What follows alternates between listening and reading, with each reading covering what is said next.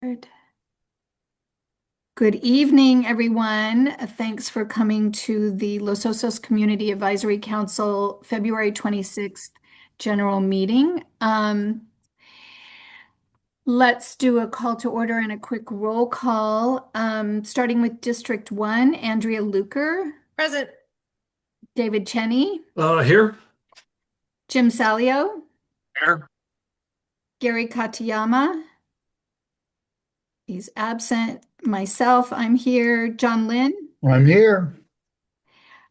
Jim Stanfield, he's absent, and Molly Brown. Here. Okay, great. Let's start with chairperson announcements. Our elections are coming up. We're going to be talking about that later this evening under business. But I just want to make sure everyone knows that our elections are held every 2 years. We have openings in every one of our districts. We have 4 districts. There's a map that shows you where the districts are. If you go to our website, locac.info, info. If you go there on the home page, you'll see in big letters, you can apply. There's an application for you to, a form for you to fill out. I also put on the agenda the actual link to the form. So if you have the agenda on your computer, you could just click on that. It will take you right to the application. We're looking for some good people to serve on the council. And if you're not sure that you want to serve on the council, but you're interested in learning more, it would be helpful for you to join a committee. We have 3 committees right now. The Land Use Committee, which reviews all permits. We have a Tree and Landscape Committee, and we have a Transportation Committee. You'll find information about these committees also on our website. So just wanted to let you know that that's a real important item for us, and we're going to be talking about that this month and next month. Do we have any council member announcements? I don't see anything. Okay. So let's go on to county and local reports. Is the sheriff here? I don't see anybody from the sheriff's office. Okay, so nobody from the sheriff's office. All right, highway patrol report. I recently received a letter from the CHP. They are not going to be doing monthly updates for LOCAC. They're going to do quarterly. So the next report from the CHP will be in April, followed by July, then October, and in January. So every quarter we'll get a report from the CHP. And I think that really makes sense. Those guys are busy. So we look forward to getting our next report at our April LOCAC meeting. And now, county staff report. Usually we hear from Mason Denning. Mason's not with us tonight, but we have Dominic Del Porto, who will be filling in and doing a short presentation about long-range planning. And then, Dominic, did you need to share screen? No, I'll just be talking tonight, Deborah. Thanks. Okay. All right. Well, go ahead. Awesome. Well, Deborah, maybe because I know you guys want an update on the HCP as well. So maybe I'll give an update on that before I get into our long-range housing update. So hi everyone, Dominic Del Porto, as Deborah said, with the long-range planning team. I know quite a few of you, so good to see some friendly faces. Um, so Deborah asked that if I could give a, kind of a abbreviated update on the HCP and what's been going on lately. And as some of you might know, we were hoping to have some HCP credits by March 1st. However, we're still waiting for, I believe it is the U.S. Fish and Wildlife Service to sign off on those credits. So we pushed the date back, hoping to have them by May 1st now instead. And I think, as probably all of you might know, we did do some, I think habitat restoration projects is what they were classified under out in Los Osos. So, we have been working to start generating those LOHCP credits, but we are having some delays still with that. Any questions on that from anyone before I get into the next thing? Are Okay. you going to talk more about the HCP, or you want to know about what was your question, Dominic? So Dominic is here to talk about something else, but before we started, I asked him if he could give us an update on what's happening with the HCP. So he's not really here to report on the HCP. He's just kind of giving us the latest information there.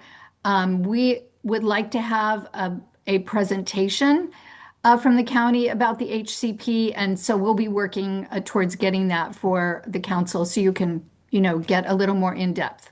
How's that, John? Dominic, could you help me? I'm in the tree and landscape committee, and we are struggling with a project that has been waiting for 3 years to plant a little strip of sidewalk frontage between the road and the community park with some drought tolerant low growing plants. This is a piece of dirt that has been landscaped before, but over the years, it's not native habitat. And I've been struggling to try to get an answer of whether the HCP will require us to do some extraordinary research on this little strip of land. And I haven't been able to get an answer from the HCP department. And so I'm asking you if you could check that out and just let us know. My phone number is 559-300-9577. When you get a chance over the next few days, if you could let us know um, uh, regards that issue. Um, Absolutely. I'm not the LOHCP coordinator. I'd be happy to put you in contact with him. As you're probably aware, it sounds like, there's a lot of requirements in the HCP. I think it's about 800 pages long. So we do have, a staff member that specializes just in that. I'd be happy to get you in touch with him. And Deborah, what I'll do is I'll send you the everyone's email too. We were talking about Monse earlier. I'll send you her Mhm. email. I'll send you Tristan's email. He's the guy who's heading up the HCP now. And then you'll have my email as well. So we'll be able to start making some progress on questions like that. All We right. appreciate it to get a call back this next few days if possible. Thank you. Okay, can you repeat your phone number for me, You please? bet. It's John Lint, 559-300-9577. Awesome, thank you. And it looks like we have another hand up. Yeah, Andrea, go ahead. Yeah, I just want to jump on this topic as well. Thanks, John, for that. I'm also on the Tree and Landscape Committee, and the other issue with that tiny little spot of really ugly property at this point is that there's a combination of public works and parks that are dealing with that area. And we're really hoping that that can be irrigated with, and this is probably not as important as the HCP, but that it can be irrigated with recycled water because recycled water is there. And to pop a line underneath the sidewalk seems really simple and easy.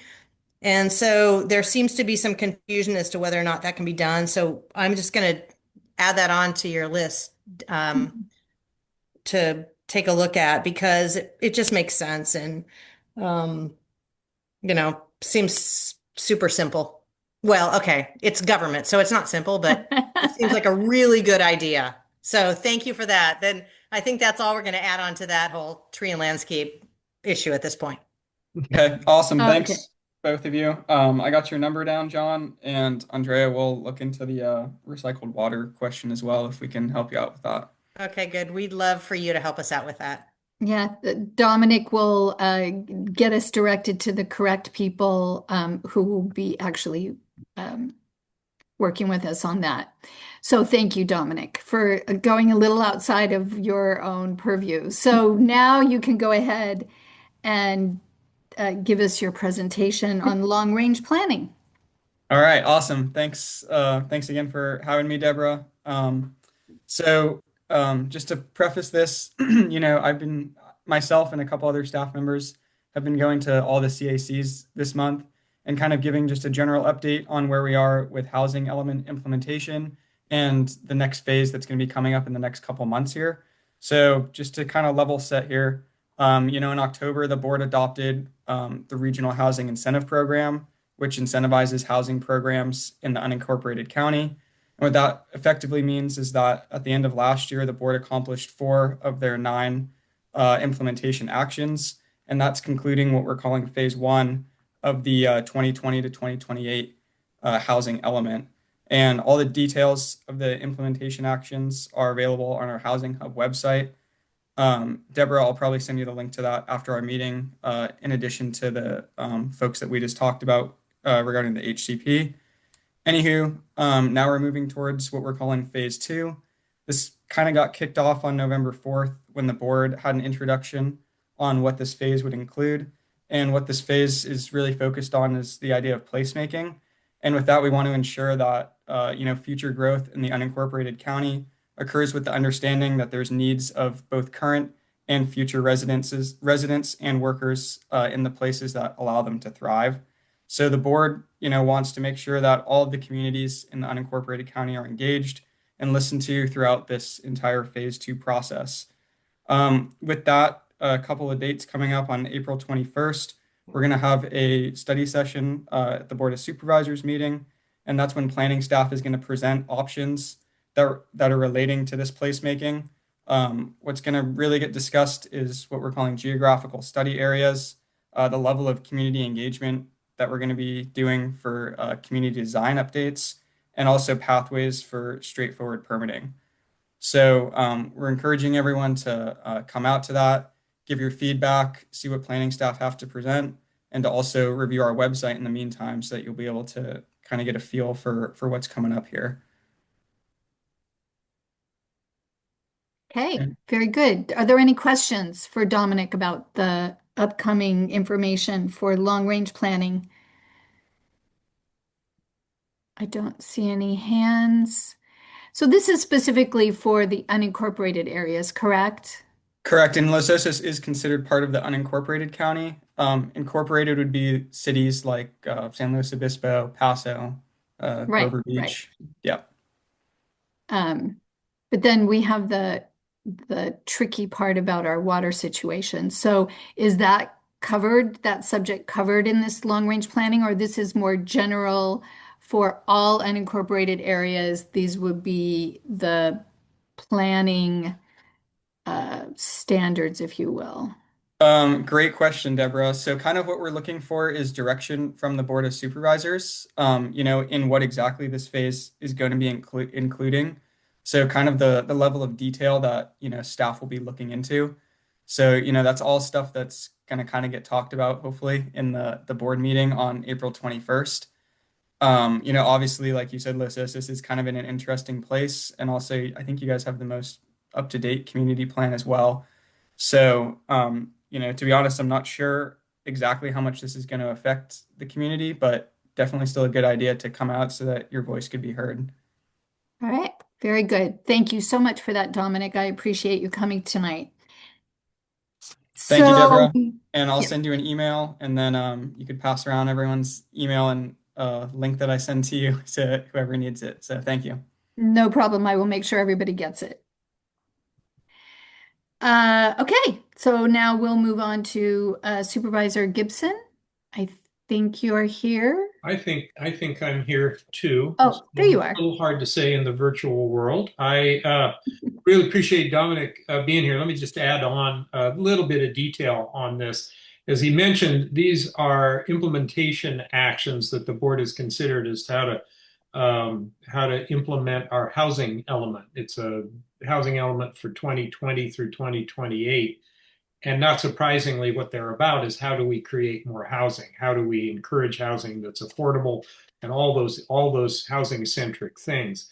And we've taken on some of the more straightforward implementation actions, 1 through 4. Now we're taking on a little bit more challenging, and that's a question of where are there lands that should be considered for rezoning from a commercial use, for instance, to a residential use. What kind of permits do we require? How complicated does the permitting process need to be? How much might we consider changing certain development standards to get more opportunity for private and both for-profit and nonprofit developers? and all the time maintaining placemaking, I think is the term that you use, Dominic. So you can imagine that what we're looking at is a couple-year process that's got some very significant challenges built into it. As it as it affects Los Osos, a couple of things. One of them is Los Osos is in the coastal zone. So a lot of the kinds of permitting things we have to do are mandated under the consequences of the Coastal Act. Not clear that a lot of the hearing, for instance, it's not likely. There are a few places in Los Osos where you can walk in and get a permit over the counter for a structure of some sort. That's not at all common. I don't see that this is going to change that a whole lot. And certainly in any community, the resource constraints are always there in terms of just how much and to what extent housing can be encouraged, and more of it and more affordable housing can be seen. So, like Dominic said, this is the start of a very long and detailed conversation. If you go back to what was the I have it here. It was November 4th, right, when we introduced this last year. If you go back to the November 4th board meeting, you watch the video, you can see that there's a lot of stuff that we've got to think about. So it's going to be an interesting conversation. Classic stuff. Let me jump on. There's a bunch of other stuff the board's been doing, extending our ban of land application of sewage sludge, and some work in the Paso Robles groundwater basin that responds to the fact that a lot of irrigated acreage there is ready to come out of production because the wine industry is having a very challenging period. We also, you may know, have essentially in the coastal zone a tourism promotion entity that is funded by surcharges on hotel and motel room rates, and that promotes tourism in the business improvement district, as we call it, the county business improvement district, or CBID.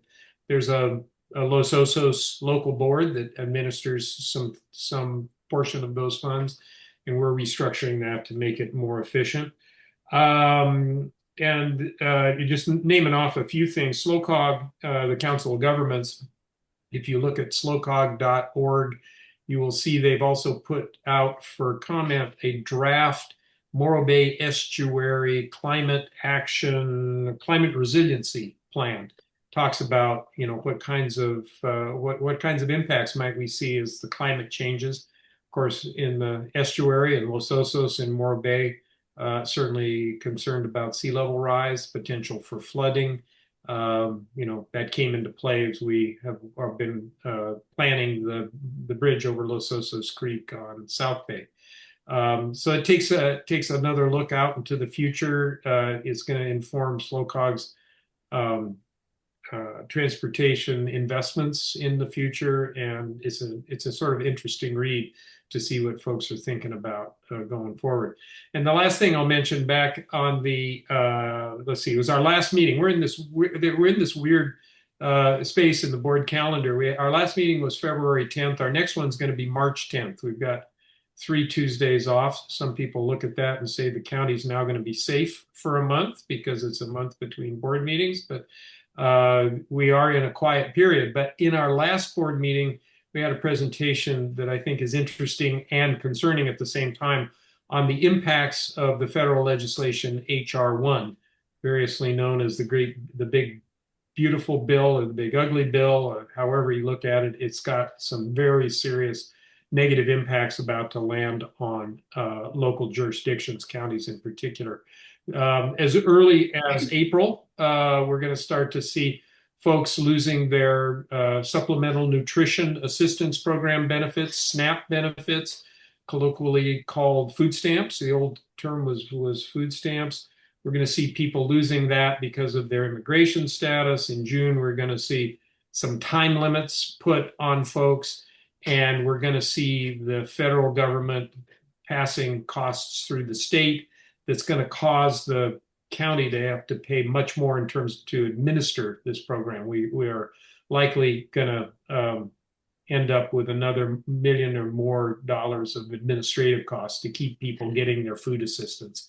The other place where the impacts are great, as you probably know if you've been following HR1, is in medical coverage. And Medicaid is the federal program that's called Medi-Cal here in California, which provides health care to low-income individuals and was expanded under the Affordable Care Act to great benefit.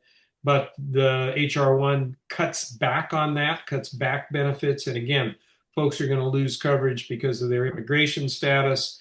And then they're going to put on a very onerous condition that Medi-Cal eligibility be reviewed, and folks have to reapply every 6 months to keep their Medi-Cal coverage. It's a known technique to make it difficult for folks to access that benefit, and it results in people not taking Medi-Cal coverage. So we're expecting, by October of this year, we're going to see 100 or more folks lose it. But as we get into January of next year, the impact's going to be huge. We might have somewhere between 13,000 and 23,000 San Luis Obispo County residents who are going to have their Medi-Cal coverage at risk. The financial impact to them is obviously huge. The financial impact to the county is the fact that those that don't have Medi-Cal coverage, if they can't arrange some other thing through the insurance exchange under the Affordable Care Act or some other way of getting coverage, are uninsured. And if they're low income, the provider of last resort for medical care is the county. And before the Affordable Care Act or Obamacare came into place, the county was budgeting something around $5 to $7 million a year to provide medical care for those who couldn't pay for it themselves.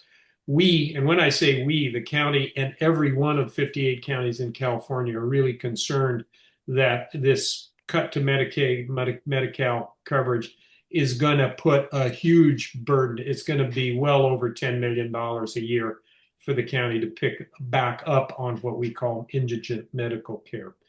So what we're doing is we're tracking this conversation very closely. The state budget proposed by Governor Newsom in January came up way short of providing counties the support that they need to make this work.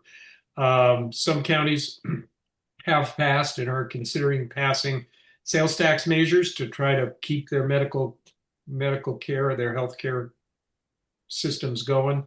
That's not under consideration here, but we're working through our state association of counties with all of our 57 colleagues to lobby at the federal and the state level to see if this gets correct. So anyway, coming forward, we're going to deal with the impacts along with all the other stuff that the county does. And with that, I would be happy to take any questions. Okay. Do we have any questions? Any hands up for Supervisor Gibson? I would just ask a question about the tourism promotion, our local board here. When you say it's being restructured, I don't know much about that board, so how is it being changed? Well, it gets pretty wonky. Again, I can get you the I don't have it right at the tip of my front of my mind, but I think it was our last meeting in 2025, our December 16th meeting, where we gave, maybe it was one of the early meetings this year. It all blurs together, but that so-called business improvement district, there are two different places in state statute where that can be organized.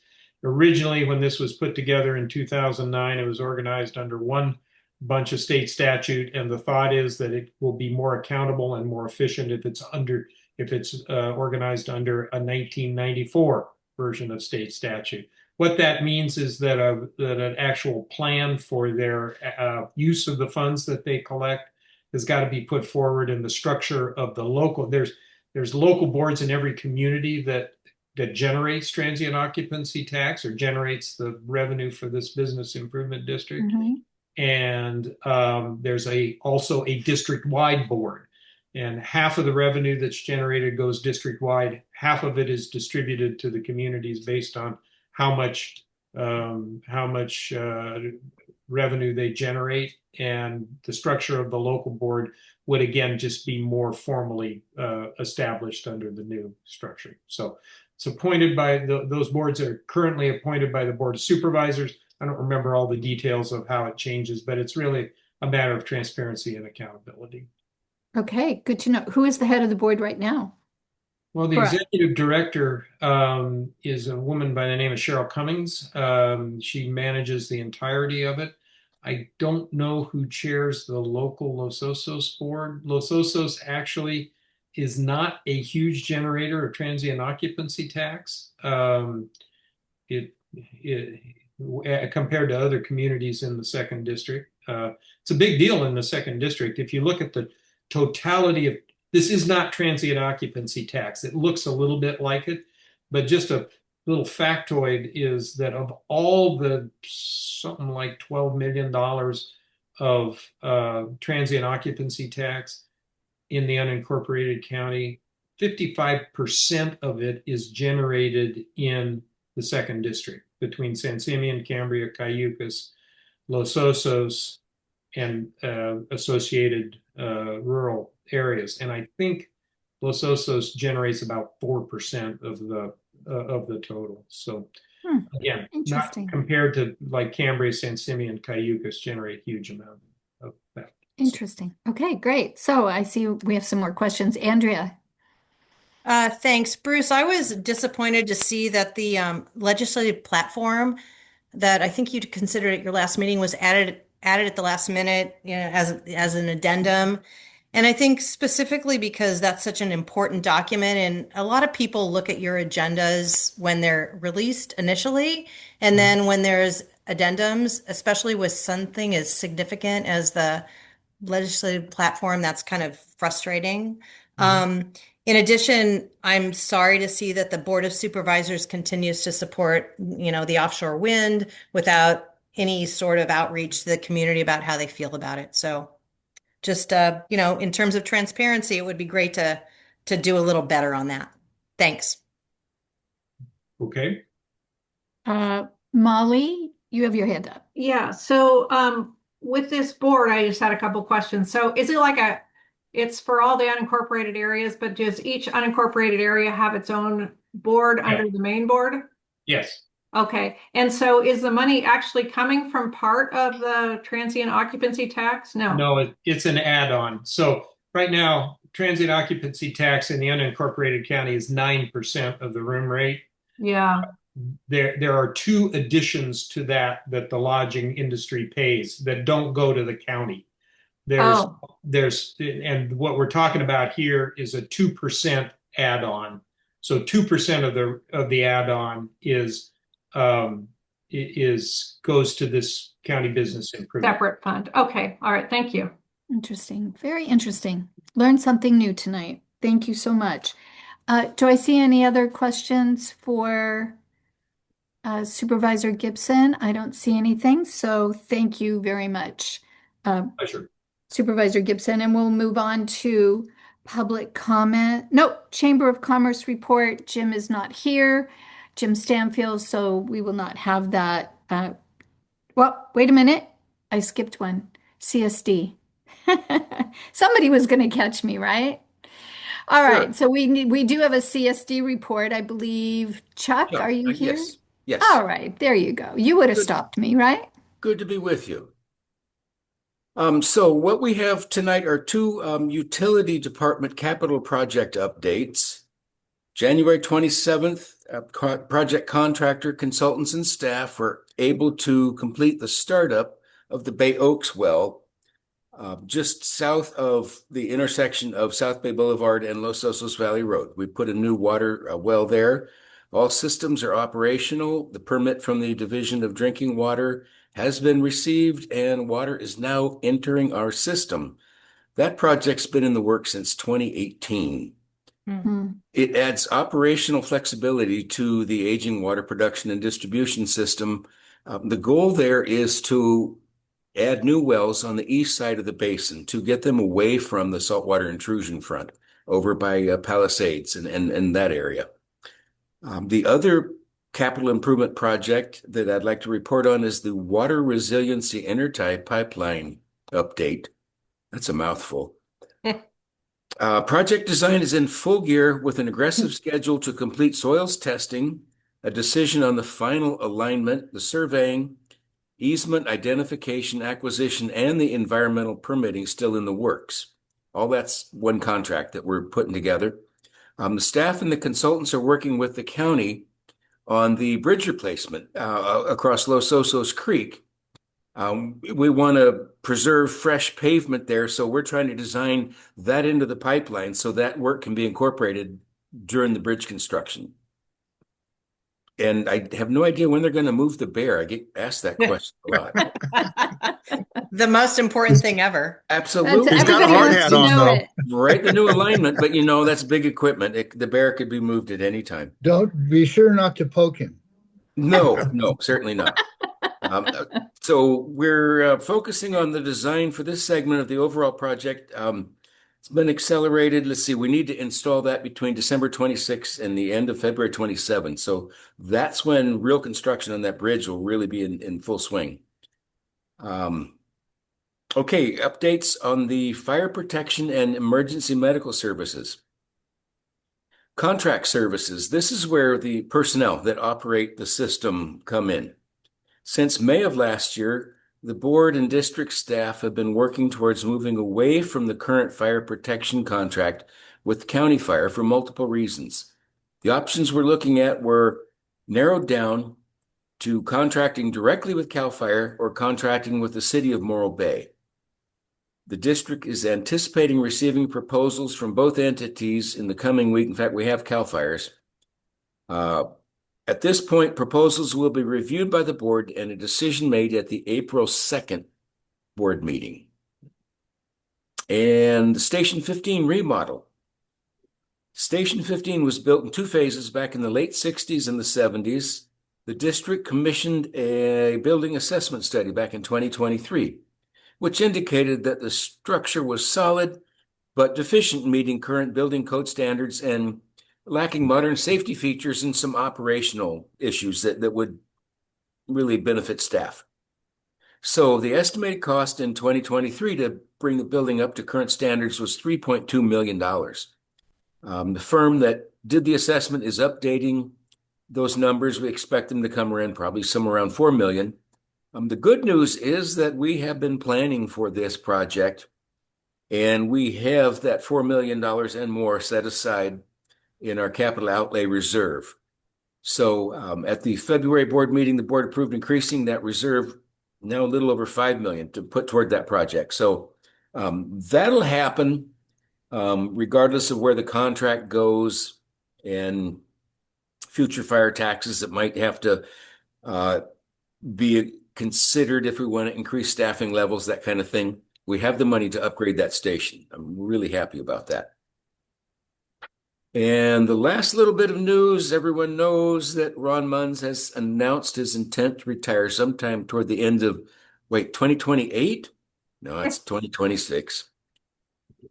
The board was recruited. We hired a firm to assist us with the recruitment process, and we're close to completing that process.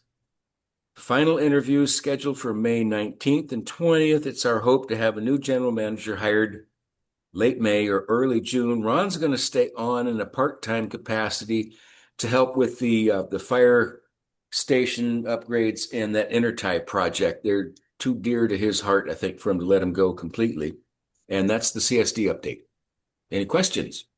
That is a great update. Wow, a lot of information there. All right. Good stuff. Molly, I see your hand is up. Go ahead. So with the upgrade of the station, is that some, if you have the money now, is that something that the work's actually going to start in the near future? Or is it still more in the planning stages?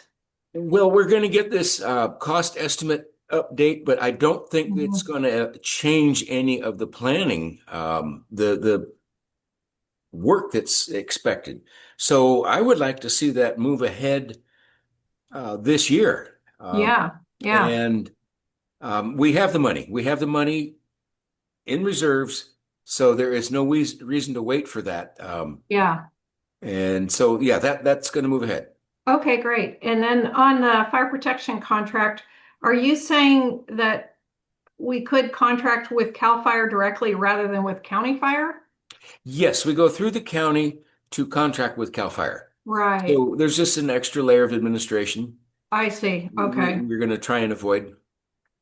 So between going directly to CAL FIRE versus going with City of Morro Bay, is there any leaning in one direction or the other at this point? Is one, No, we haven't seen the city's final proposal. The main concern, I think, from my point of view, is a draw on resources when Embarcadero events happen, and you've got to station equipment nearby and that kind of thing.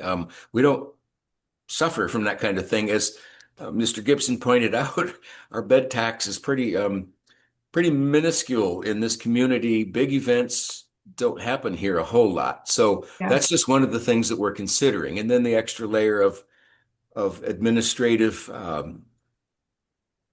uh, discussions that happen when you add another council involved. So no, I don't really Yeah. have an idea where we're going to go with that. The city proposal really hasn't been looked at by the board yet.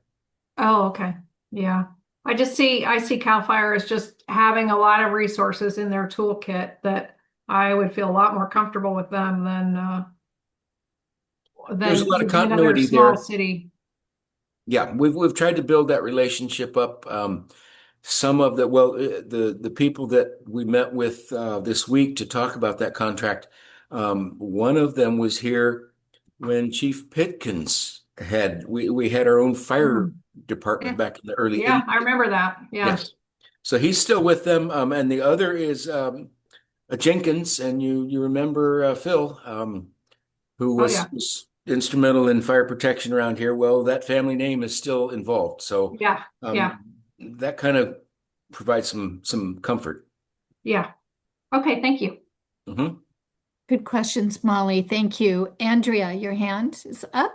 Hey, Chuck, just a quick question. Do you know if the recruiter and the board are going to be doing, in terms of the interviewing for the new GM, are you going to include community panels or, that type of thing? Or is it just going to be the board that interviews, or is that too soon to ask at this point? No, that's not too soon at all, because we're looking at that decision happening fairly soon. That's something we have never done before, is try and incorporate some kind of a community engagement other than, well, it really just doesn't happen. We do our interviews. Right. I'll Curious. talk to Ron about that. All right. I did pop in and see Ron the other day, so Keep him on his toes, he's got slack time, so much slack time. I That is not true. My nose is growing, I know. will. All right, great. Any other questions for the CSD? All right, great. So back on track here. Chamber of Commerce report. There will not be a report tonight since Jim is not here. And now we can move on to public comments for items not on the agenda. If you have a public comment and you would like to speak on something that is not on the agenda, now is a good time to raise your hand. Okay, I don't see anybody. If I'm missing somebody, let me know, but I think we can move on. All right. So we'll move on to the consent agenda. There is a land use item here. Jim, did you want to introduce that? Yeah, sure. This is a single family home that's being proposed to be built on 1178 9th Street. It's a property that the owners had for a while and is looking to build on it eventually. So the project's pretty straightforward. Mark is here. He's the property owner and the architect. Um, And we didn't see any problems with it. They're working with the neighbors on the view line, and the hill already has an issue with erosion, so building on the property would probably alleviate that problem. But Mark's here if you have any questions on the project. Okay, so this is a consent agenda item. If we do have questions, we can answer those. Otherwise, we'll just go ahead and look for a vote. Do I see any questions? I don't see any questions, and so how about a motion? I'll make the motion that we approve the consent agenda. All right, and a second will be John. So Jim and then John. All in favor? Aye. Aye. Is anyone opposed? No one opposed. So the consent agenda item passes. Um, and Great. let's Thank you, Mark, see. for being here and sitting through our meeting, so Yep. you don't have to deal with us anymore. Thank you all. And Bruce, thank you all for the work you've done for Los Osos. Yeah. Thank you, Mark. Thank you for showing up, and I'm glad we could get this done for you Thank you. relatively quickly. That will be the only one.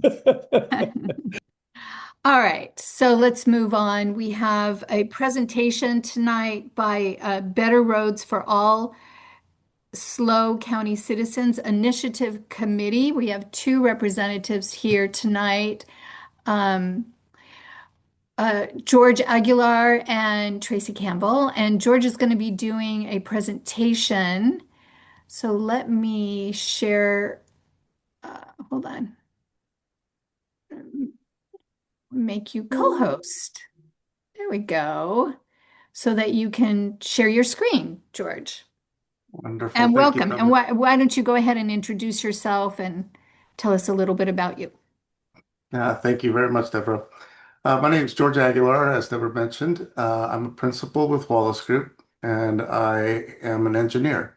I've been doing transportation work throughout the state for almost 40 years now, and it's something that I care about.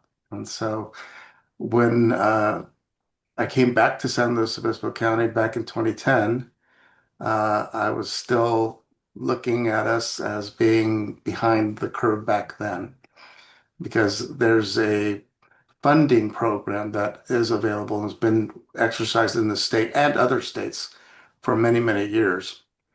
Today, I want to tell you a little bit about that. And currently, I am heading the committee, the Citizens Committee, chair of that committee that is looking to put a citizens initiative on the ballot for November of this year. So I just going to ask a show of hands, how many of you have heard about the self-help county process? Fair amount. Okay, good, good. We had a presentation to this group Okay, from SLOCAC. LOCAC, so Yeah. And this, of course, is similar but different.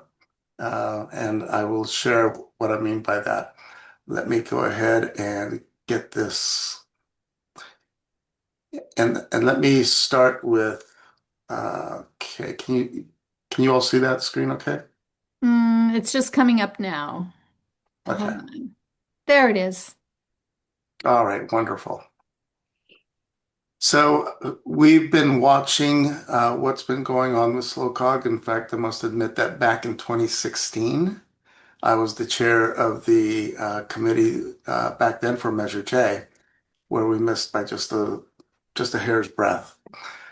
So this is the citizens' effort for a self-help county initiative. And let's see if I can get this thing to work correctly. There we go. A little bit of background. It sounds like most of you are already very well aware of this, so I'll skim over this very quickly. Self-help counties are those that have a local transportation sales tax additive portion that is dedicated strictly and solely to transportation improvements. Right now, there are grants that are really part of the system for funding transportation, not additive to the system anymore. And right now we can't access some of those. We can't even get access. It's hard to even enough to compete, but we can't even get access to compete on some of those. 200 million annually in the state. Uh, Back in 2016, Measure J passed or failed to pass, I should say, by about 450 votes. It was just this close. Uh, Today, we're looking at this measure, which is Better Roads for All, and it is based on the slow cog effort. We're not confident that the slow cog effort is going to completely move forward. So we want to make sure that we give the voters a chance to decide whether or not we want to be a self-help county. So we've taken the system, the engine of the slow cog that's been vetted throughout the county. We weren't presumptuous enough to say, hey, we know better and we're going to do something just a la carte. So we've taken that and made it a part of an ordinance. We've got a view, a vision that we can raise this 35 million, and just raising that isn't the whole enchilada, of course. Then come the grants. And I'm going to talk a little bit more about those in just a bit. But every dollar that's generated in San Luis Obispo County is coming back to San Luis Obispo County and can't be taken away at the state level. SOCOG, of course, is the entity here that's the local transportation agency that administers the regional transportation plan. And state and federal grants nowadays are part of the overall plan for funding, and they require strong local matchings that we don't have. All right, the background, the deepening hole, you've probably seen this before. I just want to take a moment. State Transportation Improvement Program, the typical mechanism. In 2018, you could see the three counties and ourselves. We were raising 7.5 million back then, or getting 7.5 million. 4 years later in 22, it was 4.1. 4 years after that, in 26, it's 3.6. Contrast that to the self-help county dollars that were raised in 2024 for Santa Cruz, Monterey, and Santa Barbara County. Those numbers are tenfold of what they would otherwise have received from the STIP program. Of course, in our cell, we have zero. And that's just a problem. Another data point. Since Measure J's failure to pass, 2016 to 2025, all our neighboring counties have been self-help counties. And you could see the type of dollars that they generated with their self-help monies. From 2016 to the present, Santa Cruz 196, Monterey 277, Santa Barbara 458, SLO 0. The grants are in the ratio of about 1.8 times what they generate. So using those ratios, if we had had the measure in place, we would have generated 270. Using those ratios, that would have been another 430. That's $700 million for all sorts of transportation improvements throughout the county that we did not get to fund. So the current expenditure plan that was posed and has been making the rounds throughout the county, we've been monitoring it and seeing how the reactions have gone, and just for months now. And so we had to decide when to go, and it looked like the right time to go was post the process in December. This is the improvement plan. Again, we're just using it as is, as it was presented to SLOCOG at their February 4th meeting when we filed our paperwork. So I'm sure you're familiar with it. You said you've had the presentation before. The 55% for local road repairs given to each municipality, each district of the county, just straight up. The 40% for the 4 subregions of the county for regional corridor improvements. Then comes the 4% for senior disabled veterans mobility and 1% administration costs, which includes the third-party audit of the program and Citizens Reporting Citizens Advisory Committee. I think that's a really strong plan based on what I've seen throughout the state. This one really provides a lot more power to the municipalities and the districts than you see in other places. But obviously, it's not perfect. There's going to be differences of opinion, and we acknowledge that. Again, what does that look like? The city, our committee has been formed, and starting this morning, we started gathering signatures. So we're moving. There's a strong accountability built into the plan, again, modeled exactly after that SLOCOG effort. And we need to gather signatures. And we need to do it by pretty much the middle of April to be able to provide that information, those signatures, to the county clerk recorder so that they can validate it. And if we qualify based on a showing 18,000 here, but that's with the validity rate expected of about 17 or 70%, that's going to give us about 12,400, 12,600 signatures. And that's what we need to qualify valid signatures based on the last gubernatorial election. So we're moving forward with that, and this will allow us to incrementally raise the sales tax to raise the money that we need to fund our transportation system. And it will include funding that comes from others who visit our county. So I want to have a conversation with you, let you ask whatever questions you have, and let you know who we are, where you can see our information. There are downloadable petitions there and instructions, and appreciate the time and the consideration. And I'm here to answer your questions. Okay. Well, George, that was a very good presentation.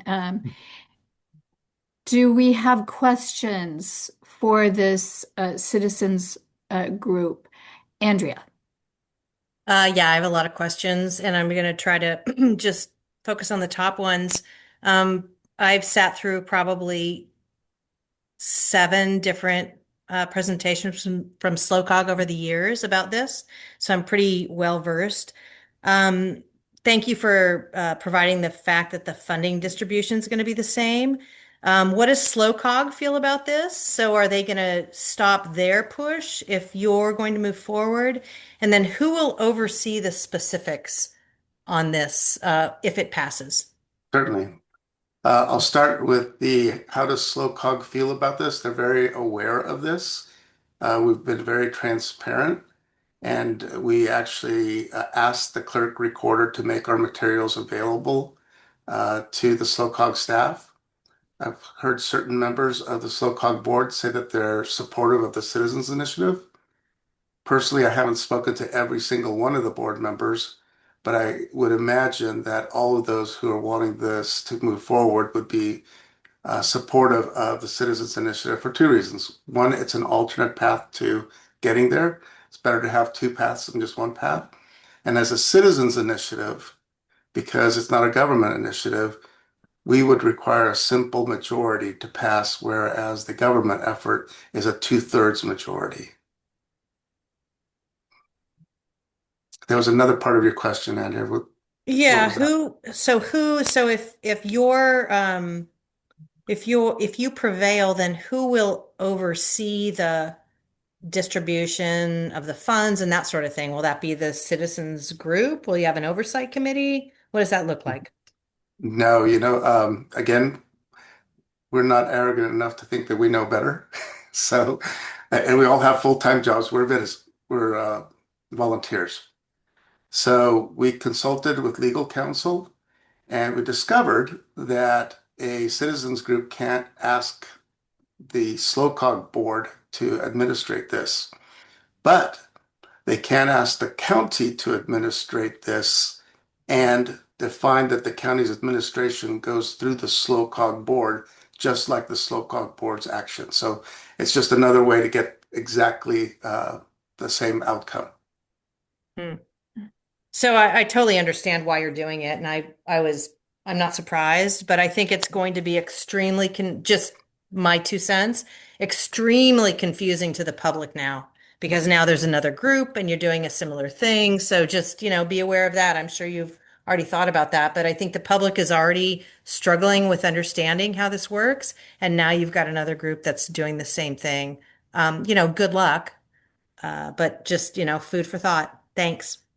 Yeah, thank you very much. And yes, that is a focal point, and that is why we're coming out to all of the groups exactly for that reason with the transparency. Yeah, Andrea, I just want to say that I was at the SLOCOG board meeting when the subject of the Citizens Initiative came up, and they asked SLOCOG what they were going to do, and SLOCOG at that meeting indicated that they would pull their initiative if it looked like the Citizens Initiative was moving forward. So there would only be one initiative on the ballot, but they have to get their signatures. And they have to get, they've got some hurdles Well, I'm ahead sure of look at them. their signatures. I think it's just going to be incredibly confusing to the public. And one thing that I will add, which I didn't add, is that the timing of the validation of the signatures will be before the timing of the SOCOG going to the Board of Supervisors. So it will be known if we've qualified before. And so there should only be one ballot measure. Okay, so I thought Molly had her hand up, but I don't see her now, so I'll move on to Jim Salio. Yeah, so the biggest concern I had with this slow cog uh, uh, plan was the allocation of the funds, lumping all the unincorporated into one area, into one pot, doesn't guarantee that, where I live in Los Osos, we'll get any money, because it could all go to Napomo, it could all go to some other unincorporated area in North County. We're really at the mercy of the Board of Supervisors. So, I was hoping that there would be a carve out within the unincorporated areas for the different districts, so we would all be guaranteed a share of the pot. Right now, we're not. We could technically get zero. Um, so I'm that's my big concern with the slow cog initiative, and obviously you guys have adopted the same budget. Yes, if I might, there was a change that happened to address this exactly, and I agreed with the change. County funds shall be distributed equally by supervisorial district. So that means that it's not one big bucket, it's five smaller buckets. But what the county chooses to do, of course, is up to the county. But they couldn't spend it. So with that language, then they couldn't spend it all in one district. They would have to spend it equally or not be able to spend it at all. Here are a couple of a little bit wonky stuff to it, but here I'll give it to you. And that is one, it's over the life of the measure, which is 30 years. So that could be seen negatively. But there's also an accounting that happens regularly, and the intent is to make sure that, yes, maybe money goes all to one spot because there's a really big project that needs a bunch of money one year, but playing you scratch my back, I'll scratch yours, the next year it could go over here. And if the expenditure plan is not followed, then the recipient does not get their monies in a year. So there is that hook, that teeth that it will have to get followed. Thank you. You bet. Okay, Molly, I see you're back. Okay, Okay. go ahead. I have a new question. My other questions got answered already. Can you explain again just like about how the funding is done? You said it would go through the county instead of going through SLOCOG. Is that what you said? I did, and the reason being it's some legal ease necessities. So Citizens Group can't address a joint powers agency, which is SLOCOG. Oh, okay. So we Okay. have to address a county agency, a municipality of some sort. local agency. But So does, our oh, go ahead. ordinance language is set up to tell the county, hey, we want you to institute this incremental increase in the sales tax for these purposes to be spent like this. And when you get that money, put it all into this fund, and SLOCOG is going to access this fund and administer it. Oh, I see. Okay. Thank you. Appreciate You it. bet. Mhm. All right, good. Do I see any other questions for George this evening? John Jim? has his hand up. Oh, John? John has his real hand up. That's why I never see him. Go Well, ahead, it is a John. big hand anyway. I just want to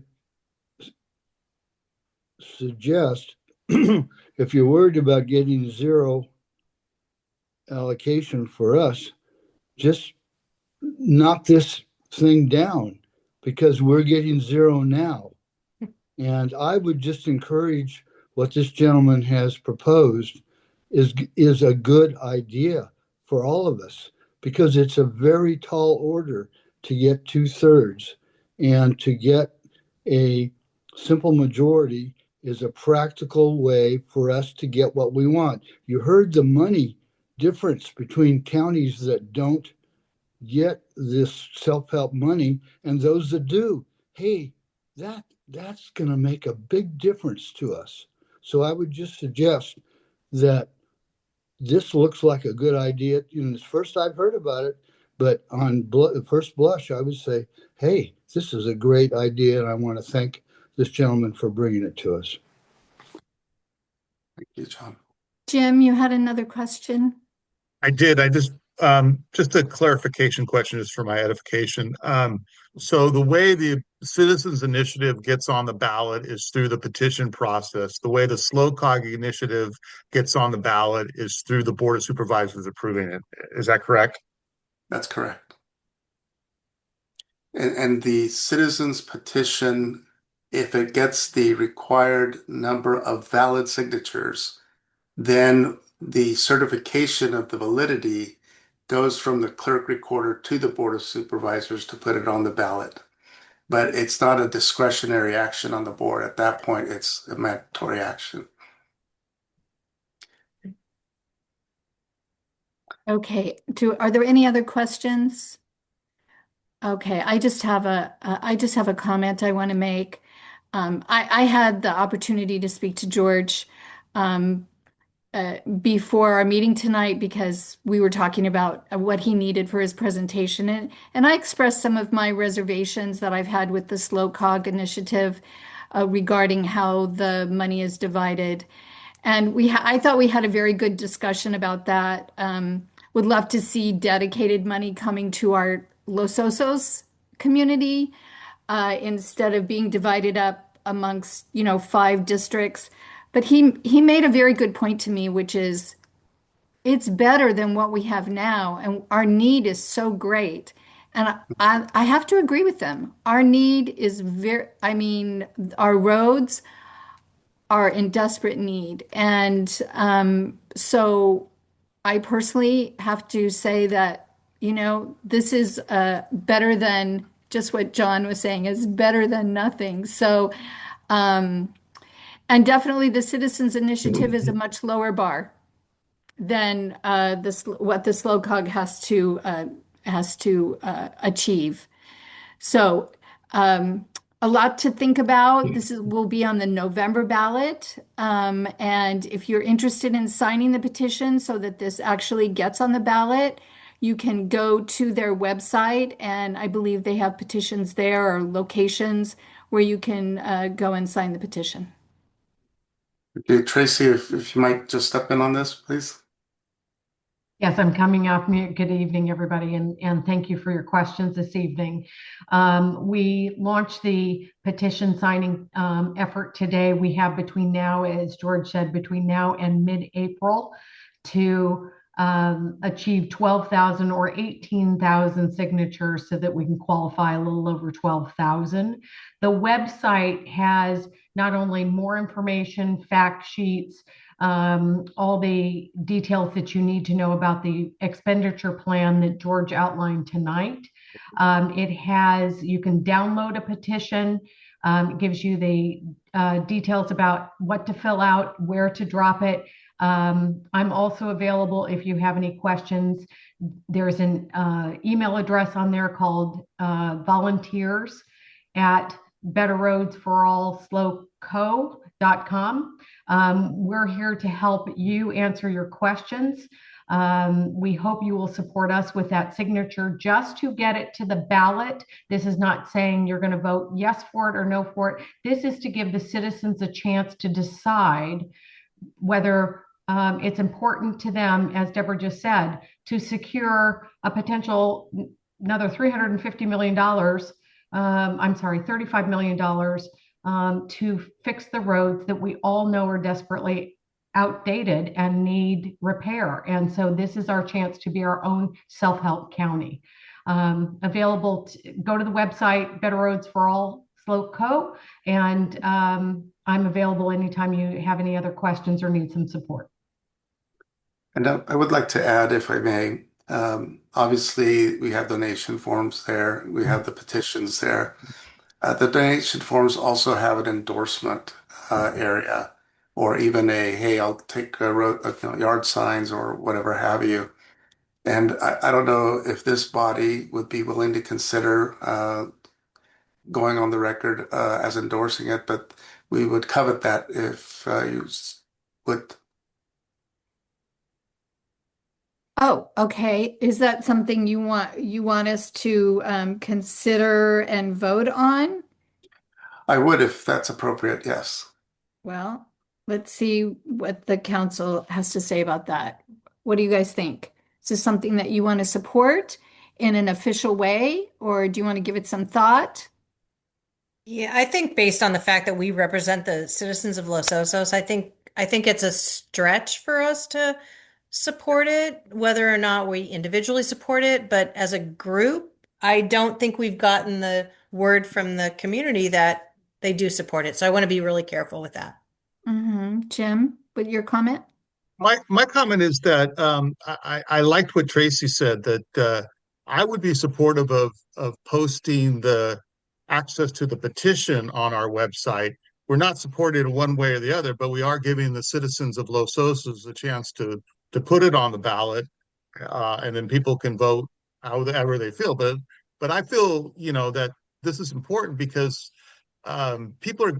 I like this method better because this is the people getting a chance to say it rather than the Board of Supervisors saying, "Oh, we're going to put this on or not put this on the ballot."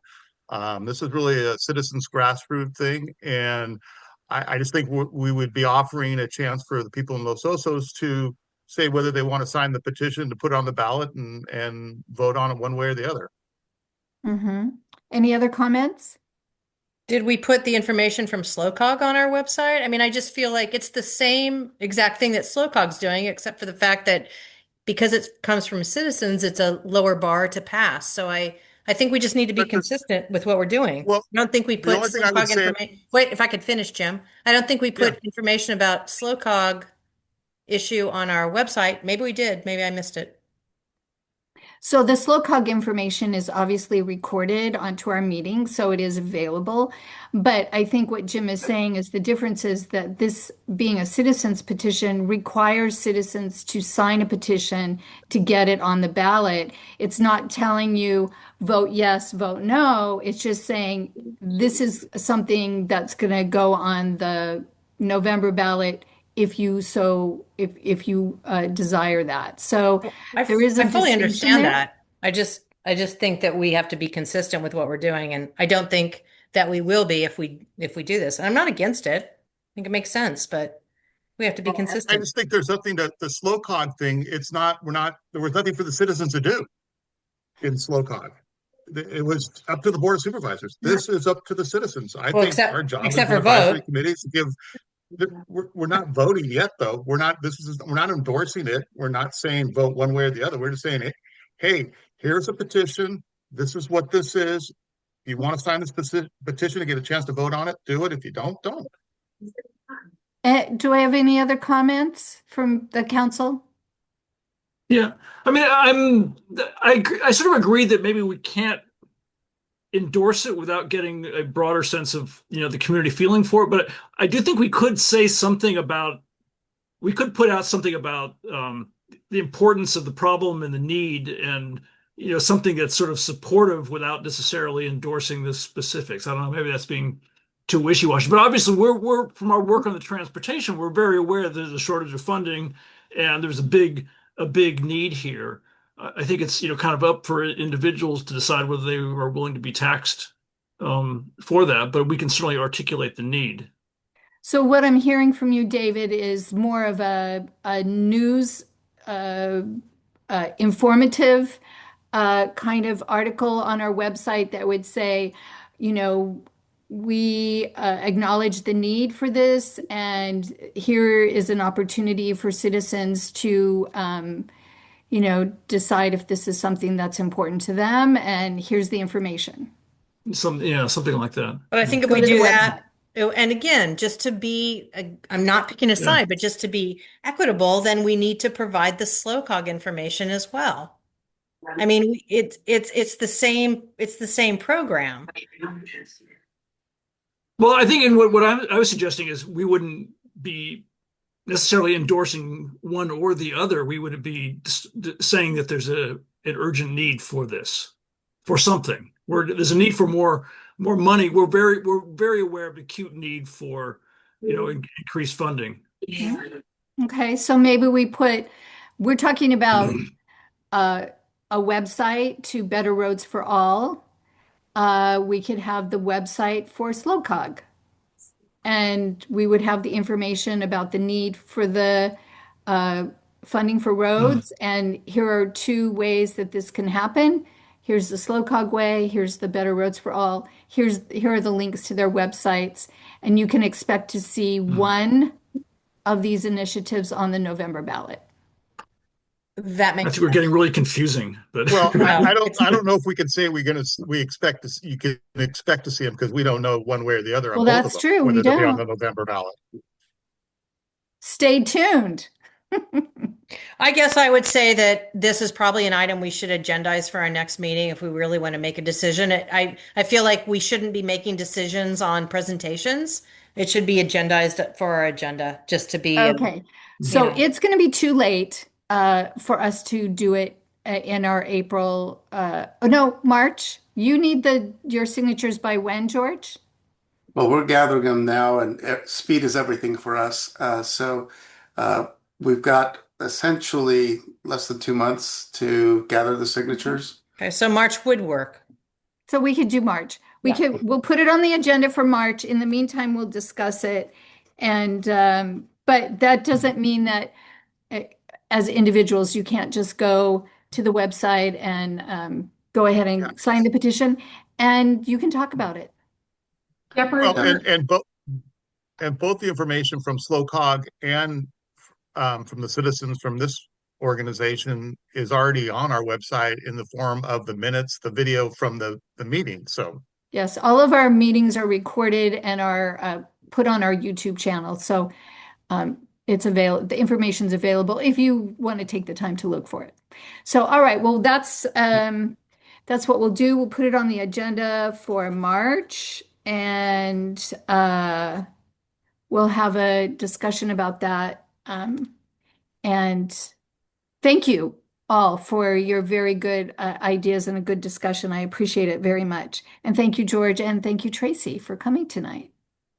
Thank you Best for of the luck to time and you. the consideration, y'all. Yeah. All righty, moving on. We have committee reports, starting with the treasurer's report. Jim could not be here, but he did call me and he gave me the report for the treasury. We have $2,372.60. We paid PayPal $10 and we earned interest of 10 cents. So we have a total of $2,362.70 in our bank account. Any questions? Bye. Bye, George. Okay. Land use. the Anything only else thing I for us, want, Jim? yeah, I just wanted to let the LOCAC know about the meeting we had or the team meeting we had with representatives from the Kroger Corporation about putting gas station for Kroger, for Ralph's on Los Osos Valley Road, where the just west of Sunset, where the old gas station is there. So it was that uh, got my name from Mason Denning at the planning, and they just wanted to, say here's what Kroger Corporation's thinking about. Basically, it's an 8 pump gas station that would be associated with Kroger's. You would use your Ralph Rewards card to get a better discount there. It would be discounted gas, kind of like a Costco gas. And the land that they're looking at is a- across the street from Ralph's there at that, like I said, at that gas station. Um, their Kroger corporate is behind it. They've toured the site. This would be the primary reason for doing this is to enhance the Kroger's in Los Osos to make it a more viable store. And so, it's far from kind of anything coming into fruition, but and they asked other groups that they could meet with, and we suggested Chamber of Commerce and that kind of stuff. So I just wanted to let you know that we had this meeting, and if anything happens, down the road, then it'll be something that LOCAC will be definitely looking at. John, do you have a question? That's very encouraging, and I think everybody in Los Osos knows how much we pay for gasoline, and it's a lot more than elsewhere. Just down the street in Morro Bay, for example, and competition will make a difference. So I'm very encouraged by this. And tell me again, because I don't know what gas station you're talking about across the street. It's being used as a like a construction company has it there. Oh, the So landscaping company? is that what it is? A landscaping company's there now. It's been a tire store. It's been a bunch of things after it went, stopped being a gas station. It's kind of Oh, more across the street from like where the Rite Aid was on LOVR. It's kind of more in that. It's not literally right across the street from Ralph's. oh, the It's, old gas station. Now yeah, I that old gas understand. station that That has old I gas get a it. station. it has Yep. an Airstream trailer in front of it right now. Right. It's been for sale. Yes. And Okay. Well, so anyway, that's great. Thank it you. would be kind of a uh, long, thin, kind of narrow pump. There's like one main island going into the property, so you could have up to 12 cars, 6 on each side, pumping gas there. And I think they said the canopy would be like 19 feet tall.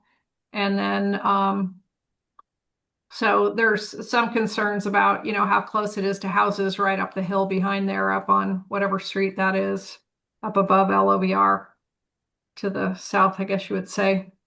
But it would be kind of a larger gas station. It would have one attendant working at a little booth where you could go and pay. You could also buy snacks there, but it's not like a walk-in convenience store. It's really like a booth, and you go in and you pay the worker bee and get your chips or Coke or whatever. And they said their hours of operation could be varied. Well, I mean, it could be different, but they said the most would be like 7 a.m. to 11 p.m. And yeah, they were just kind of looking for input, but they have not done any application to the county yet at all. And Okay. they would, I think, have some, a variety of things they would have to requirements they would have to meet with the county. So I don't know if it's viable for them, but they're kind of in their research mode at this point. All right. Thank you. All right. Any other questions about that? Early stages here. Okay, great. Early stages, yeah. Tree and landscape, Andrea? We don't have really anything else to report from what we did last month, so I will leave it there. Okay. All right. Sounds good. All right. Transportation Committee. I did a presentation for the Bicycle Advisory Committee. They have had a focus strictly on bicycles, but they have been mandated to transform to an active transportation committee, which would involve pedestrians, obviously, as well. And I did a PowerPoint presentation. I'm going to show you just a few of the slides from that presentation, not all of them, obviously, because you all live in Los Osos and you don't need to know a lot of the intro stuff, but I thought you might like to see what I talked to them about. Um, and what I really wanted to emphasize, let me put this on slideshow mode. There we go, is the fact that our community plan really calls for interconnected systems of sidewalks, trails, and other pedestrian routes. And that it very specifically says any abandonments of road easements or quiet title actions, the county should refer them to the Los Osos Community Service District, to the Los Osos Community Advisory Council, and to county parks for review and comment. Um, we have at the Transportation Committee put together a map. This is actually a map out of the Los Osos Community Plan, and the little brown dots are trails, multi-use trails for the Parks Department. So that's something that County Parks and Rec has put together. And we added some green lines here to indicate where we see real potential for pedestrian paths in our community, and mainly along the lines of these dirt roads that we have running throughout our community. These paper roads exist mainly on paper, but they are areas where you often see people using for pedestrian and bike paths. And this really came to light because this is Pismo Street at 10th, and there was a vacation of the road easement here at this location. This person on the left built a fence, put in a concrete footing. That was kind of the first we noticed about it, that he started building this fence. And his intention was to build a little ADU there for a family member, something like that. And this vacation of easement went through the county without ever coming to us or coming to the Los Osos CSD. And that was unfortunate because there was a water pipeline that actually went through this area and ended up in this guy's backyard. And when the CSD talked to him, they said, well, if you build a house here, you need to know that we could tear your house up if we had to get to this pipeline. So obviously, he went to Plan B, which was to put in a trailer that could be moved.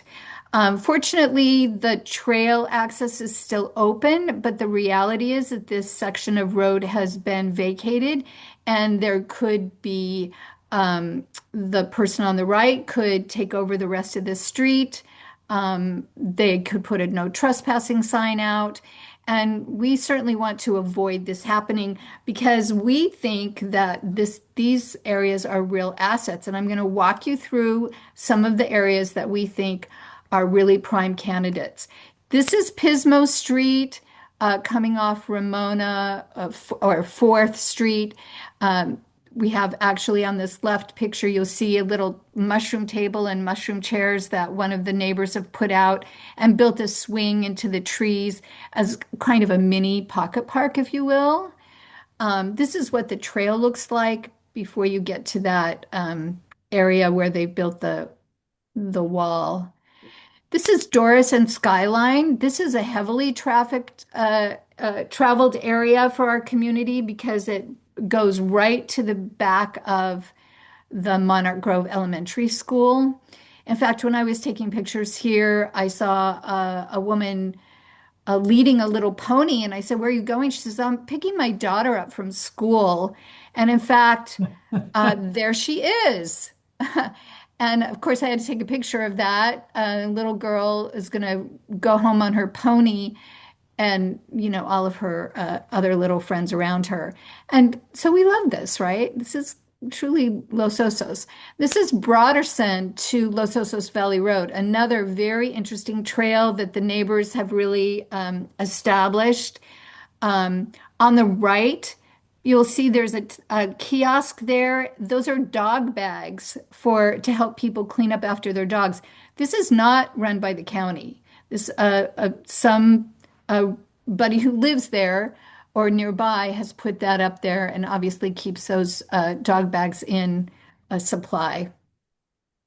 Here is a part of Broderson where somebody has taken downed trees and made a path so that it can reduce erosion. And you can see also how bikes will travel on this Broderson area.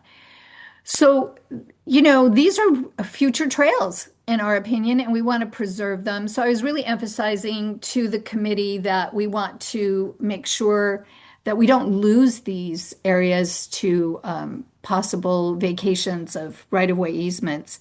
And then I brought to their attention two of the areas that we have, and I'll bring this to your attention. I think it's a very important point to make. We have the El Morro Bikeway Path. Everybody knows it, everybody uses it, but that half-mile trail started in 1996 and wasn't completed until 2006. It was funded by SLOCOG using state and federal grants, and it was administered through a collaboration of county parks and public works. These things take a long time to develop, so we want to make sure we don't lose access to these roads that could be future paths. And here's one, the Elfin Forest Boardwalk, which we know and love, a 1-mile loop through the 90-acre Elfin Forest. It connects 16th Street to 11th Street. This boardwalk was dedicated in 1999, but the effort began in 1990.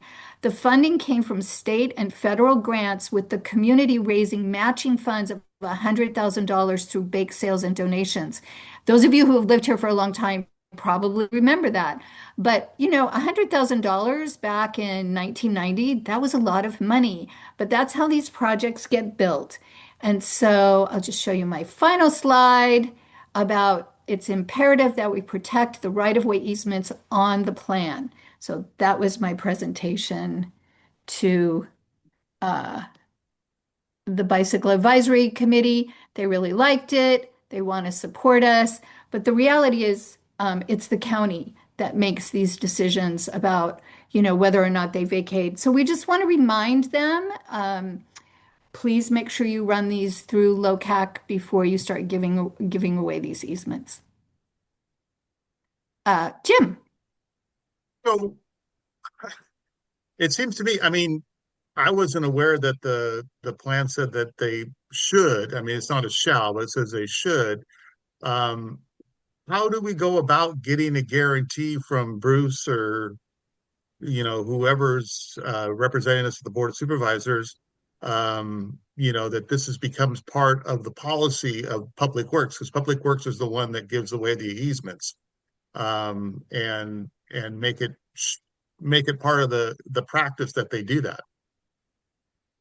Yeah, so that very question came up at the meeting, the BAC meeting, and one of the staff people from Parks and Rec was there, and she made the point that there had been some movement in the planning department and that it had probably just fallen through the cracks, and that Isn't it Public Works?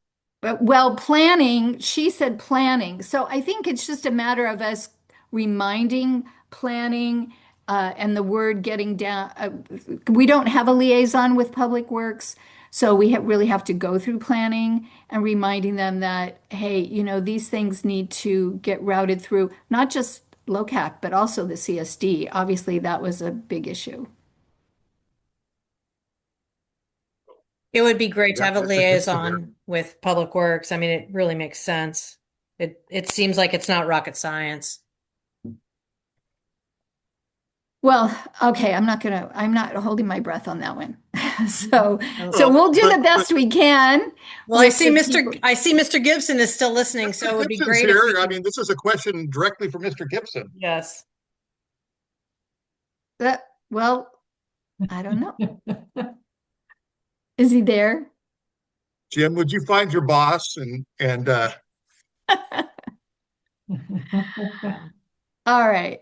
Yeah, Well, I think it's really important. I think, thank you, Deborah. That's excellent. I love the Was it slides. Yeah. Oh, one excellent? of them is in my neighborhood with the mushrooms. Um, but yeah, I mean, we should have a direct contact with Public Works as we do with planning. There's no excuse not to have that. well, it's just so cool that we have this opportunity. We have these areas, people are already using them, and someday we might be able to get a grant that would allow us to build something a little more, formal in these areas, to be a real pathway. And how cool would that be? So I'm just, I'm just keeping it on the radar. Don't want people to forget that this is an opportunity that we don't want to lose. So that is my report for active transportation. And then we're going to move on to David. He's going to give us a little review of the subcommittee on the Los Osos Community Plan. Yeah.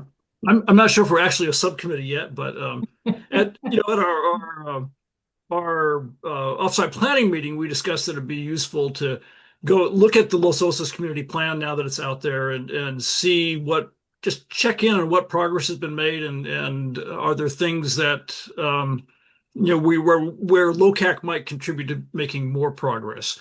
So we had one meeting with Jim Stanfield, Deborah, and I met a couple of weeks ago.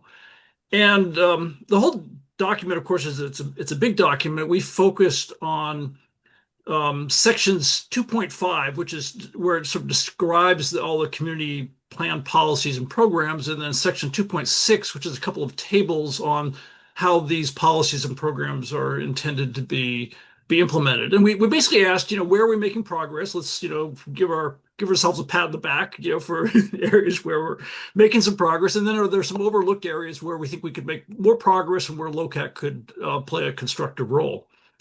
So first, when he kind of reviewed it, I mean, there's a lot of areas where there's a lot of activity going on, which LOCAC, all of the areas where LOCAC has committees, land use is reviewing proposals to fit with the plan. The active transportation is pushing stuff, in along the lines of the plan and taking advantage of stuff in the plans, like Deborah was talking about, to oppose the giving up of these roadways.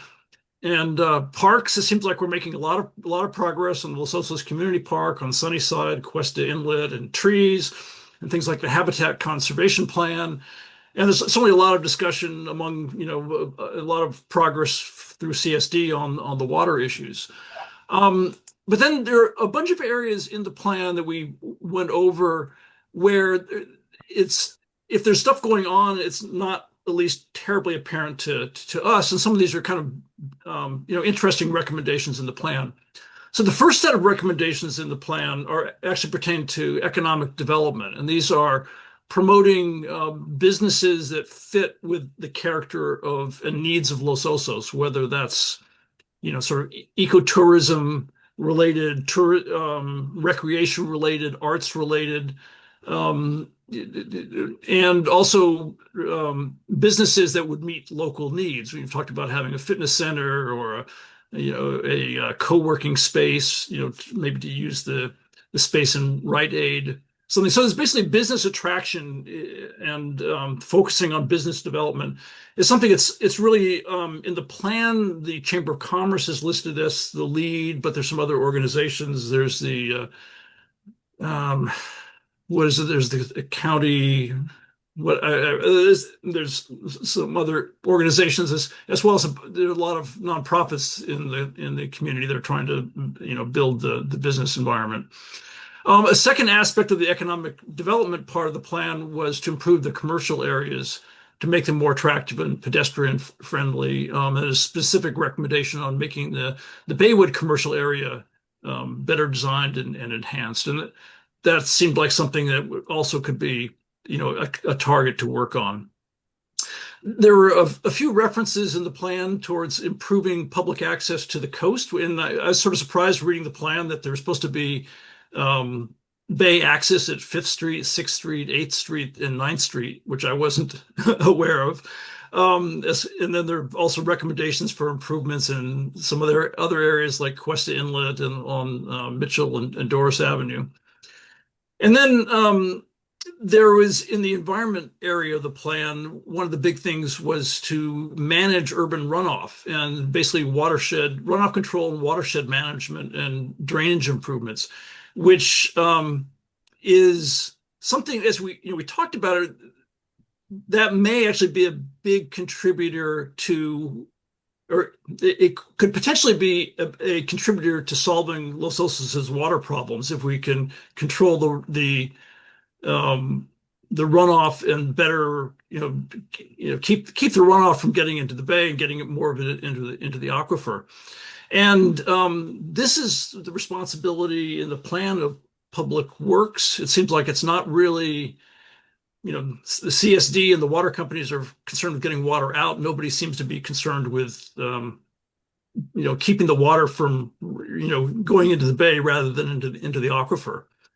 So we talked about, could we get a little bit higher priority to this part of the plan? There's also discussion of the plan about engagement with the Native American tribes and also managing archaeological and historical resources, which might also contribute to the attraction of the area as a tourist resource. But we were thinking we might have be good to have some communication with the Chumash tribe with LOCAC. So these are some of the things that we flagged. There's so much in the plan you can't these are a few of the things that we thought might be able to make some progress on that aren't getting too much attention, aren't getting enough attention now. And as possible next steps may be to convene a meeting with the chamber and nonprofits and community organizations focused on economic development and on the business district improvements. And then another next step would be to convene a meeting probably with Public Works, but maybe also CSD and the Basin Management Committee on the watershed management and runoff problems. And then I think it would also be worthwhile having a meeting with the Chumash representatives at some point. So those are just a few of the things. Deborah, do you want to add anything? No, David, you've done a great job, and I mean, we did have a long and very fruitful discussion. A lot of these things are aspirational, of course, but if we don't aspire, then how do we get there? So we'll probably refine some of our efforts a little bit more and find some action steps to move forward on these deficit issues. And a lot of work went into the Los Osos community plan. It is our planning document. It's acknowledged by the Board of Supervisors, and we should use it to our advantage, in my opinion. Any comments from others? Questions, comments? I would only say that if we're going to check with the Chumash, we should definitely also check with the Selenian tribe as well. And there's a couple different Chumash groups, some federally recognized and some not. Okay, good. Good luck with that. We'll lean on you, Andrea, when it comes to that. So you obviously know more about it than I do. Okay, I don't see any other questions. We have some business items to attend to, so we'll move on. Starting with the elections, very important. As I mentioned earlier, we had to make a few changes to the policies and procedures to accommodate. Oh, David, do you Deborah, have... I saw that Bruce had just come back on. There's some questions for him. Is he still there? Do you want to ask him the questions? Oh, he is there. Okay. I am. I didn't, I'll be honest, I didn't catch all of the conversation, but I gathered that there were some projects that the community might have some interest in down the line, and the question is how Public Works would evaluate them.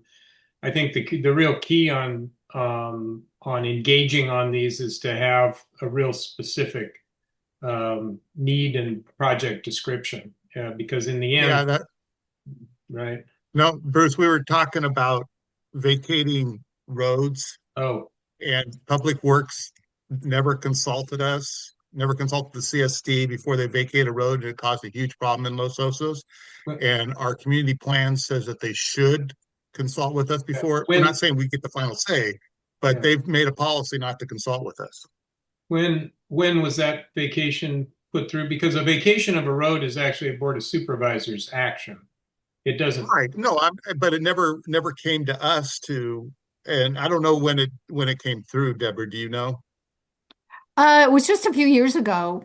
I want to say it was like 2.5 years ago, the Pismo and 10th Street. We didn't know anything about it until we saw them starting to build the wall. They were putting in the concrete foundation for a wall, and that was our first indication that something was going on. Well, I mean, we certainly can bring that up with Public Works. That's not their normal process. There's a lot of policies in place, particularly stub end streets down to the bay. Those are coastal accesses and the Coastal Commission expects us to protect as public rights of way.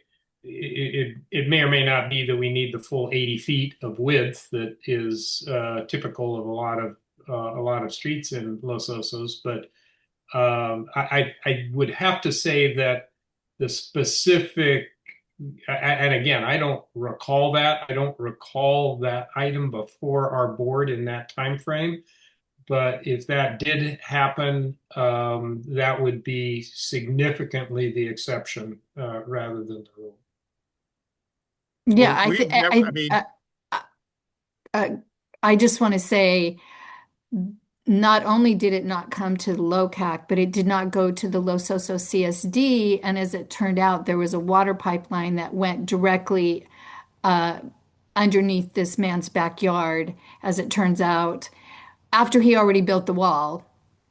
And he was going to build a little ADU there, and the CSD told him, you can't, if you build here, we could come in and tear it up because we have a water pipeline here.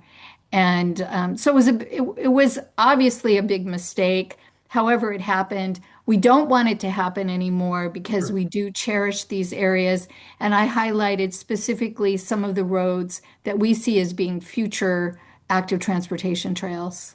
Sure, and that's all understood. Like I say, not having the specifics of this one that you reference, I can't really comment on how that came to be. But it not to be advertised nor researched as to public infrastructure and potential other easements is very, very, very much outside the norm. So I wouldn't take it that Public Works has a blanket, some policy to not consult. That's a very public process that goes through a lot of conversation. Yeah, I've never seen anything. I mean, I don't know how often they get a request to vacate a road, but I've never seen anything. Deborah's never seen anything come to us. They don't. Those requests are exceedingly rare. I mean, once maybe every 5 years. I can think of maybe 3 or 4 in my time in office. So it's a very unusual, given the largely developed nature of Los Osos. There are a few streets that we know don't go through for a variety of reasons. There have been a couple of proposed vacations. They ended up being partial, maintaining public right of way through the middle of it. They don't let go the whole thing to private property, but they are very rare. And what you describe in this one instance seems exceptionally out of the norm of the way it's handled. Well, good to hear. Well, let's keep it that way. So that we can then count on the fact that if there is a request to vacate, that we'll get notice of it before it's goes to the Board of Supervisors. Yeah, we'll follow up with Public Works on that. Okay, that's all we're asking. Yeah, Jim will reach out to him to be sure that that's the case, and we'll make sure we know who it is that handles the right. I used to know the right-of-way agent. I've known a couple of them over the time, but there's an individual who is in charge of rights-of-way, and we'll get into contact with that person. Great, thank you so much. Okay, you bet. And I'm gonna sign off now and wish you all a very pleasant evening, and All right. we'll catch up with you. Thank you. Thank you, Thanks, Bruce. Bruce. All right. Well, that was good. That was very helpful. So we will move on next to our business item. As I was saying, we had to make some minor changes to the policies and procedures to accommodate our new election process. You all received a copy of the red line. I hope you all looked at it. Because we would like to adopt this revised policy and procedure. And so I'm looking for questions. And if there are no questions, I'm looking for a motion. So David. I found one, there are probably more typos, but I would give whatever we approve, we should give permission to correct some typos. In one case, ballot was spelled ballet, which is something your spell check won't catch. Yeah, Okay. David, just let me know about those individually, Okay. and I'm happy to fix those. Okay. So whatever we decide, we will allow for corrections of typos. Any other comments? All right. Can I get a motion? I'll move to approve. I'll And- second that motion. And Jim will second. Okay, Andrea. And then Jim. All in favor? I Anyone opposed? Okay, very good. So let's move on to the date. Jim is in charge of elections committee, so I'll let you bring that. Yeah. So the board needs to approve the date of the LOCAC election. We're proposing April 26th. That coincides with the get the vote out for the Sunnyside petition, or Sunnyside ballot measure.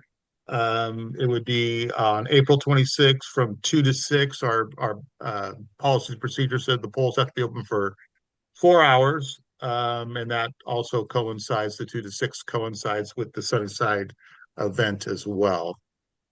So it should be the 25th, and I think if you said 26, it's because I told you 26. So Yeah. let me correct myself. Okay. It would be Saturday, April 25th, coinciding with a much larger event that's going to be held by the two groups that I'm going to talk about next. So, do we need a motion for that, Jim? All right. Yes, Can I get a motion? John. John. And a second. David. Dave. Thank you. All in favor? Aye. Okay. Anyone opposed to this date? Okay, very good. Passed unanimously. Very good. So let's talk about this event on April 25th. First, I need to introduce you to a new 501c3 organization. It's called Parks for Los Osos. The mission for this 501c3 is to support parks anywhere in Los Osos of any type. It could be a trail like we were just talking about. It could be pickleball courts at the community center. It could be things at the Sunnyside Park. So this is a way for people to support parks efforts and get a tax donation in the process. So what this organization is going to do, and I happen to be chair of it, so I'm giving you the latest info, which is to create a amount of money that can be used for matching. So if we go out to get a grant, we will have some matching funds, and also to create buzz and interest and highlight what we're doing here in Los Osos, so we can, be a little more high profile about what we're doing. We incorporate all groups, including Cuesta Inlet, the Garden Club, excuse me, the Garden Club, anything that has to do with parks and recreation will fall under the umbrella of this 501c3 called Parks for Los Osos. So does anybody have any questions about that? Would that include things like Elfin Forest and Sweet Springs and stuff like that that already have existing? We would welcome all of those organizations that already exist, like the Friends of Elfin Forest, like the, Save Cuesta Inlet people. We would include all of those as potential recipients of funds that we would get. It's just So another way to just some, fund parks. so Mike, so in the past in Los Osos, it's been individual organizations like Save the Quonset Inlet. Somebody gets an idea, hey, we're going to raise money to do this, and we're going to raise money to do the Elfin Forest or the Audubon Society or whatever. So now we're going to have all anybody that wants to raise money to do a park or a preserve an area or something like that will go through this organization. It can, if they wish. They don't Okay. have to. I'm just saying that we're trying to highlight the larger need of parks within Los Osos instead of just saying, oh, we're just going to focus on Sunnyside. We decided that we wanted to have a larger mandate. And by including all parks, we didn't limit ourselves to just, like we could say, let's do Broderson Trail, right? Correct. So,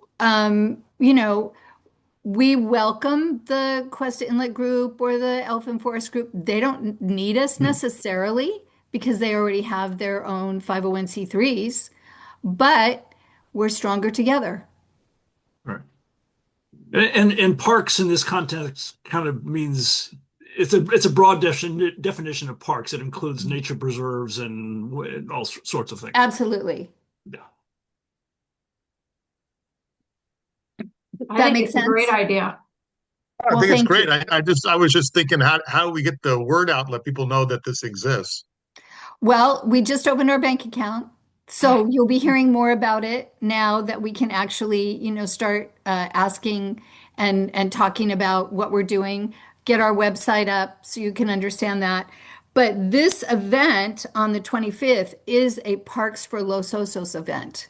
It happens to be at Sunnyside because we're going to be talking about Sunnyside. We're going to have a town hall to do with Sunnyside, but we're inviting all of those other organizations to participate. And and that's why we felt that inviting LOCAC to do their elections there would be a really important addition because we represent Los Osos, and also we want to have as many people as possible voting for their representative on the council. It's kind of a win-win, I think. Any other questions about that? So they're doing the event. Sunnyside Park Citizens Coalition will be there, and they will be there to get out the vote. And their marketing message right now is for 50 cents a day, this can be a park because that's what it will cost you if you vote yes on the measure. So they're going to have their own people there. The CSD is going to be there. They're going to do a mini town hall. They're going to talk about the process that they'll be going through to determine how the park will be developed. So that's really important information. Everybody wants to know what's going to be there. How are you going to pay for it? Jeff Edwards says, you don't have any money. Well, we're going to get money. We're going to figure out ways that we can get funding for this. And we felt like the Parks for Los Osos was the vehicle for making that a reality. So you can donate stock, appreciated stock to Parks for Los Osos. So these are things that the Citizens Coalition can't do, obviously, and it's not something that the CSD can do. So working together, we can accomplish this project. Any questions about that? The Parks for Los Osos or the Citizens Coalition? It's on the June ballot. Oh, let me just say this. It's on the June ballot. It's the only ballot measure on the ballot. So when you get your ballot, you have to flip it over because it's going to be the only thing on the back. So that's going to be, I think, part of the message that they're putting out too is like flip the ballot, kind of thing. So people know not to just check off about governor, but turn it over. Any questions? Comments? We're going to have our website up soon, so you can, go there and learn more. But we're actually really excited about moving forward on this. We put a link to the parks website on our LOCAC website. We could do that if you think that's a good idea. I think we just get the word out this exists, because I guarantee in the next year or two, there's somebody's going to get a group together and want to purchase a piece of property to put a park or something on. Yeah, yeah. All right. So we don't have our website up yet, but as soon as we do, I'll bring that I'll put it on the agenda for the next meeting. Parks website. But we expect to have some news articles about it. In Estero Bay News, we'll get some stuff going on with KSBY and that kind of thing, and we're gonna have a lot of fun with it.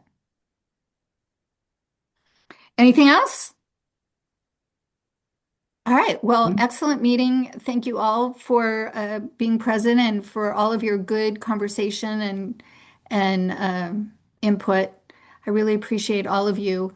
And I look forward to having a very, very strong council going into 2027 because we have a lot of good stuff to do. We do. And if you know anybody that's interested in being on LOCAC, we haven't got the applications is posted on our website, and it's right there on the front page. To date, we have not gotten anybody that put in an application. So if you know anybody that's interested, like Deborah said, there's an opening in every single district. So yeah, talk it up. And if they're not sure and they want to just test the waters, have them come on a land use committee or a transportation committee, especially land use, because we could use some more people there. But yeah, let's. And I guess those of us running for election better sign up too, right? We have to. Yeah, yes. Yeah, come on, David. You do need to sign up and you need to get your bio out there and all of that. So I understand Gary Katayama has decided not to run. So we actually have 2 openings in District 3. Oh boy. And who wouldn't want to be part of this group? I mean, come on. With these exciting meetings, I mean, it's all good. the cutting edge of Los Osos. At least we think so. We do. All right. Well, thank you all very Thank much. you, This everybody. Thanks, Deborah. Thank you, Deborah. Have a good night. Good night. Thank you. Good night, Bye-bye. everyone.